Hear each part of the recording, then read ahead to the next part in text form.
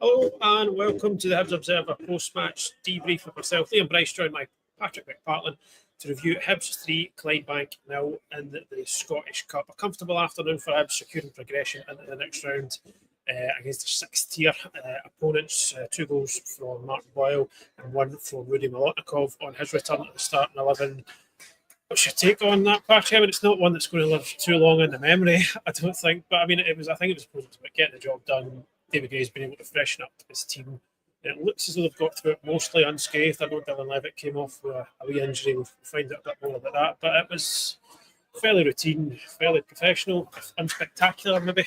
Yeah, I think that's the best way of putting it. I think when you're playing a team that's doing as well as Clydebank are at the top of the West of Scotland Premier Division, you're maybe a bit wary of what they can bring. They've got nothing to lose, and as you say, it's very easy to be spooked in games like this where you don't know much about the opposition. And I think with the number of players who are out at the moment, we had Rudy Molotnikov filling in at left wing back in the first half, which is an unfamiliar position for him.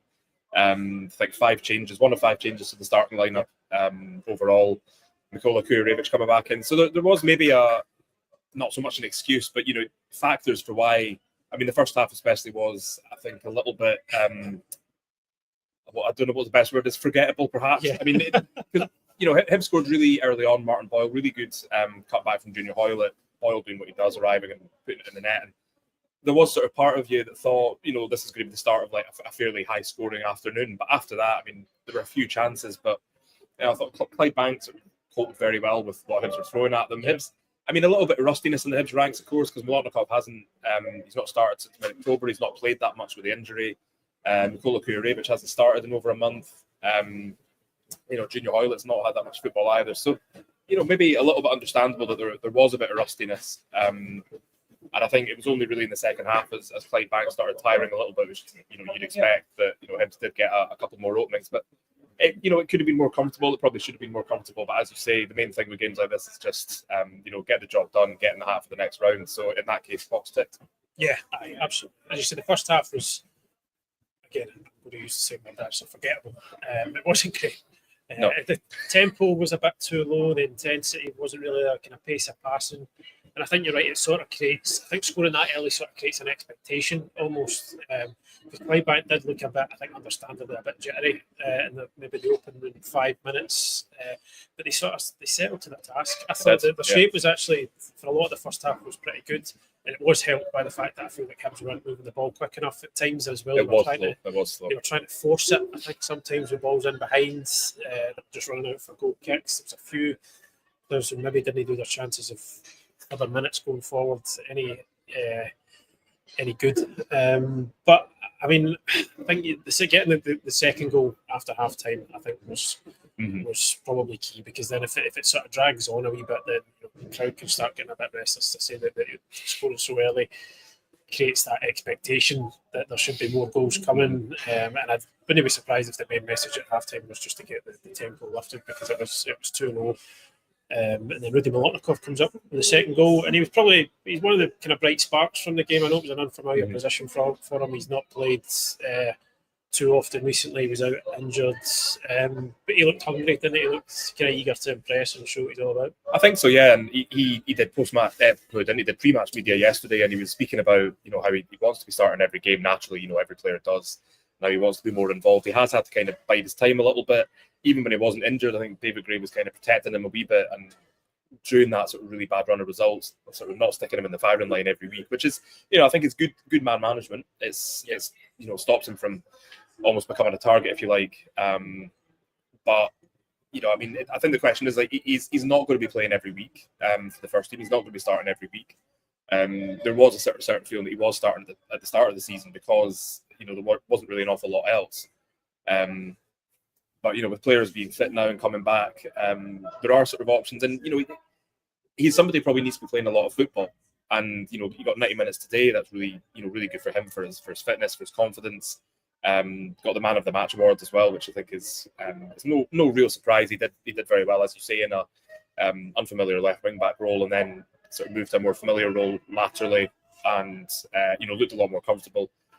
But yeah, I think there were a few players today I think you would have wanted to have seen a bit more from, and we didn't.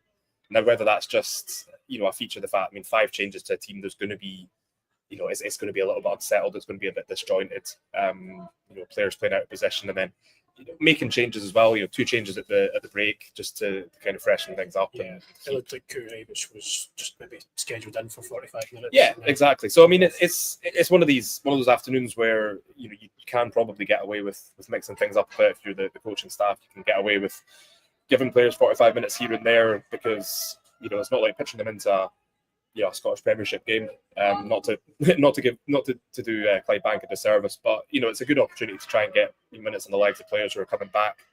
And if you can do that and get the job done, then that's a sort of double bonus, which is what happened. But I think Rudy can certainly be happy with the way he played today. I was surprised to see him play the full game. I thought, because he is coming back from that injury and because he's maybe playing a bit of an unfamiliar role, I thought maybe he might come off sort of 70, 75 minutes, but no, full game. And as you say, one of the bright sparks on an afternoon that was a little bit dull overall. And, again, 6 or 7 weeks ago, if Hibs were winning 3-0 at home, he's saying that's great. It's all about getting through into the next round, which Hibs have done. Yeah, just a couple more talk points before we head out to the press conference. Kieran Bowie back in the Hibs squad today, came on for the second half, and there was also a debut in the second half as well. Yeah, 16-year-old Lewis Gilly. I don't think turned 17 until June, if I've got that right. I'm sure if I haven't, someone will be able to correct me, but are you feeling old? Aye, extremely. How do you think I feel? That was really, really nice to see him getting a chance. The last 20 minutes, Lewis Gilly, 16-year-old defender, capable of playing centre-back, left wing-back. He's been playing really well for the under-18s this season. I know Academy Director Gareth Evans has been really pleased with his progress. He's been called up to train with the first team on quite a few occasions. Gilly, not Gareth Evans, just to clarify. Numbers have been low. They have been low. You wouldn't rule it out between now and the end of the season. Could still do a job.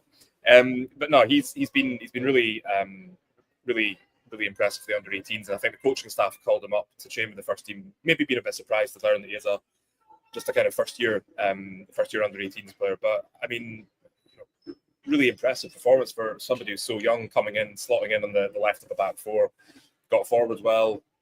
Really nice moment for him and for his family. And it's another sign of Hibs wanting to kind of re-establish this pathway from the academy to the first team. We had Rudy Milonakov earlier in the season. Now we've got Lewis Gilly. You'd imagine there'll be more chances if players are deserving of them, because we know David Gray wants to do that.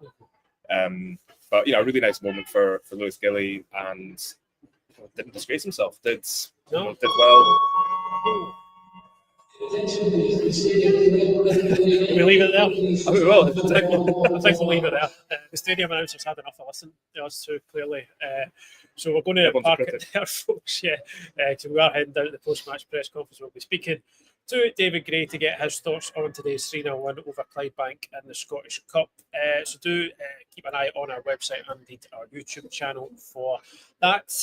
Thanks as always for joining us. Hope you enjoyed the game and hope you enjoy the rest of your weekend. We will speak to you at the start of next week. Thank you very much. Cheers. Cheers.